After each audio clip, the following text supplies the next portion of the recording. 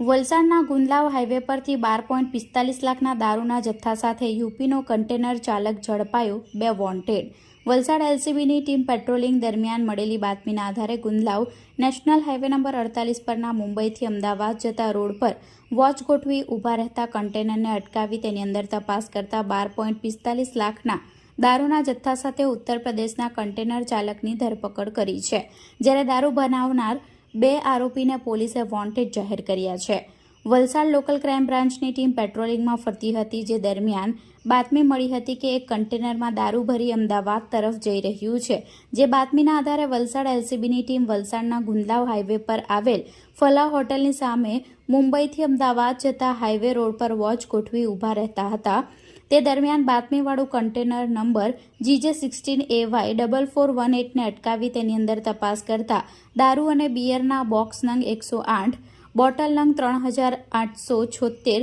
કિંમત ₹12,45,120, mobile phone 2 નંગ કિંમત ₹5,500 તેમજ કન્ટેનરની કિંમત ₹10 લાખ મળી કુલ 22,50,620નો મુદ્દામાલ સાથે પકડાયેલા આરોપી કન્ટેનર ચાલક વિજયકુમાર ઉર્ફે સંદીપ શ્રીકૃષ્ણ